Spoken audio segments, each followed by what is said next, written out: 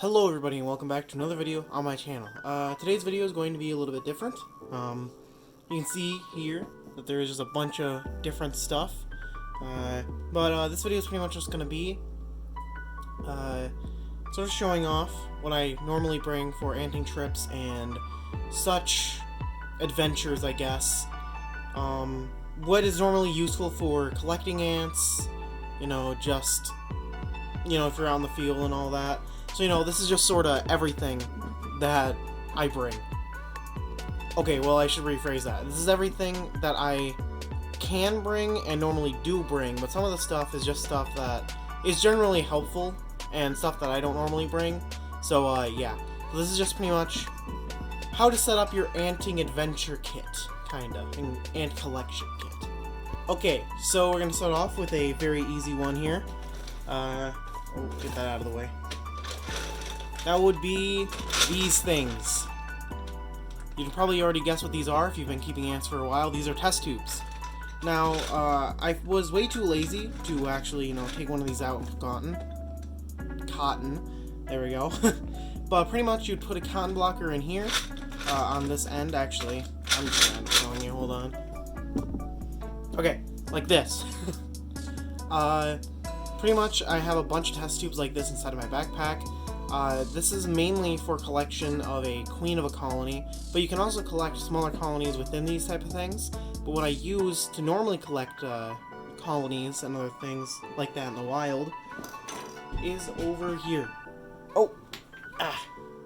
Here we go.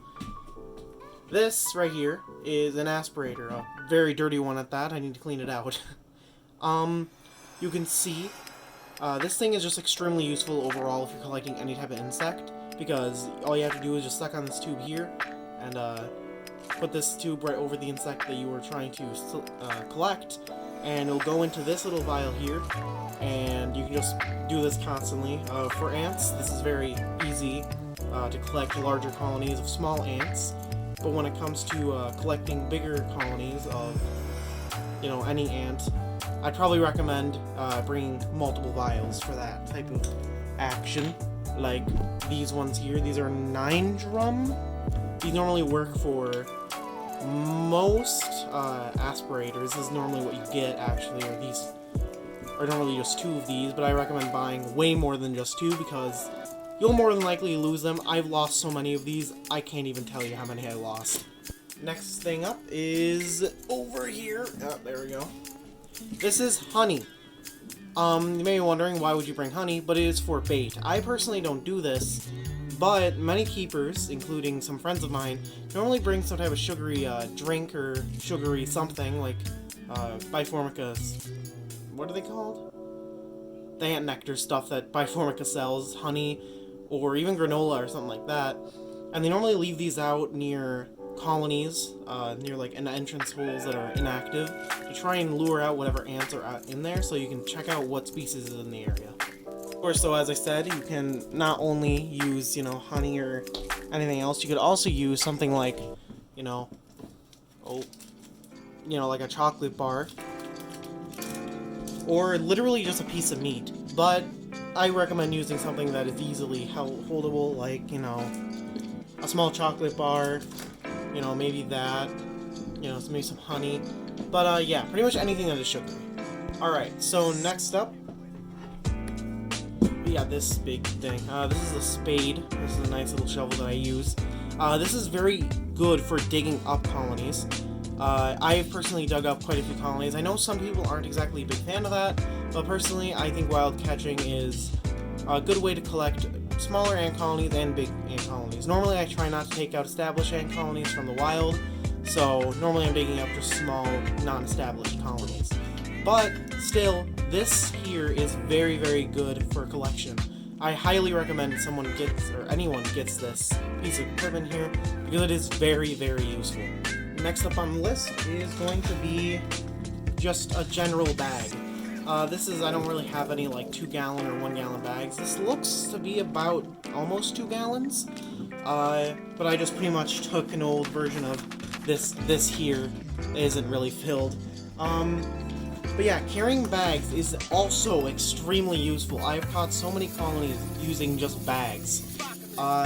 This was a trick that was actually taught to me by Arthropod Antics, or Tyler Cheeto, whatever you want to call him. Very, very useful for collecting a wood nesting species, or a species that can easily be taken out of wood.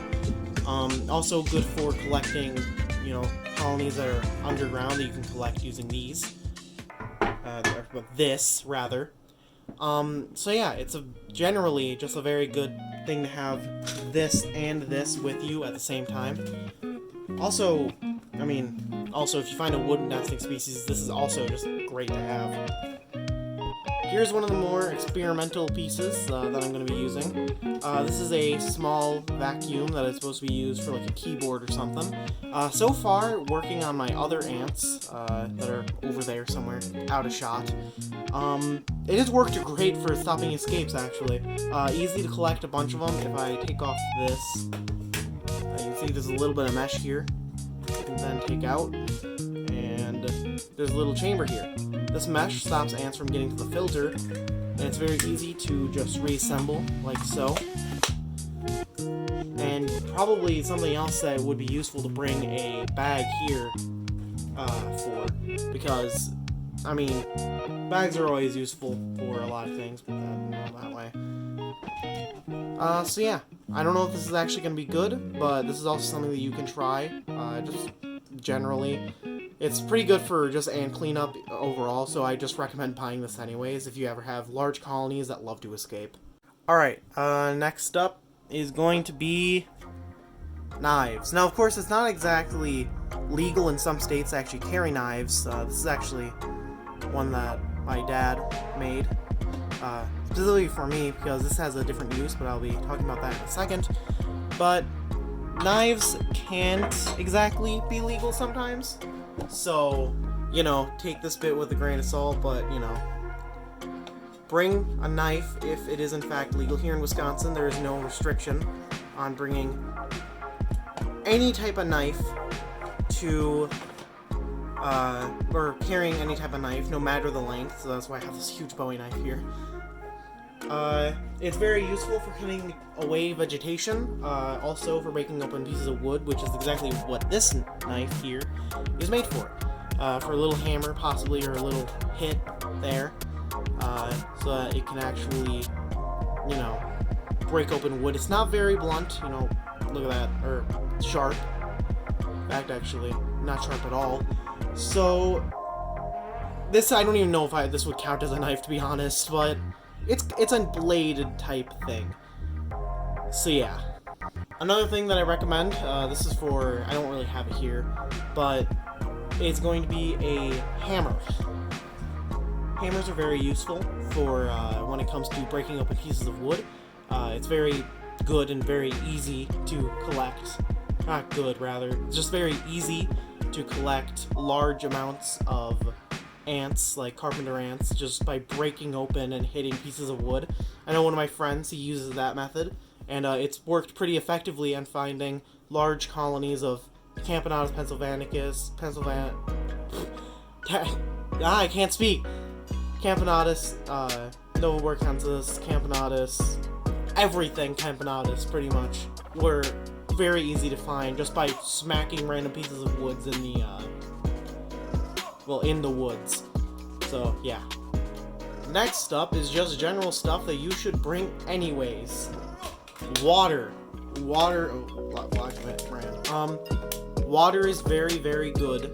Obviously, it keeps you alive and keeps you from dehydration. I know quite two of my friends have actually had heat stroke because they didn't drink enough water.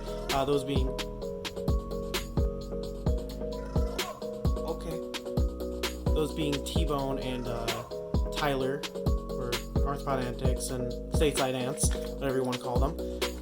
They ended up getting heat stroke in one of their trips because they didn't really bring any water, and they also got very dehydrated. I personally have been dehydrated several times on anting trips, so it's just very good to bring lots and lots of this good stuff. We're almost done with this video. There are people out of the window. They're actually doing, you know, picking up the snow because actually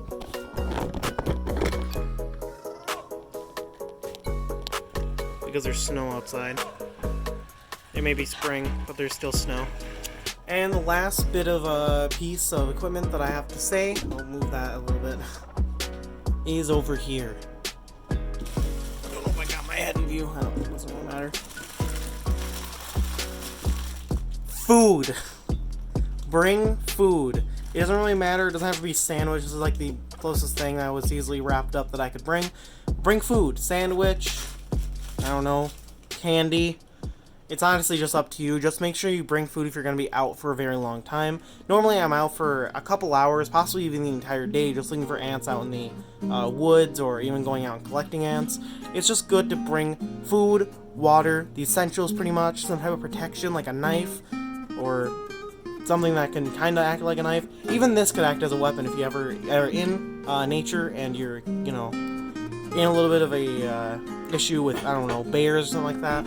I also recommend pepper spray if you can carry pepper spray, because I think there's a limit. I think you have to be 18 to cover or to have that available to you.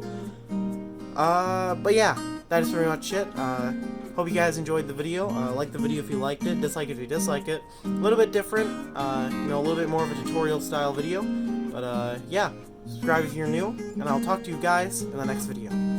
Yeah, one more thing before the video completely ends. Let me know if you like the video. Maybe I might end up doing more videos like this. If not, then I might end up making more videos like this. Maybe not. Just, I guess, let me know how you guys feel about this. So yeah. Yeah, that's the end of the video now.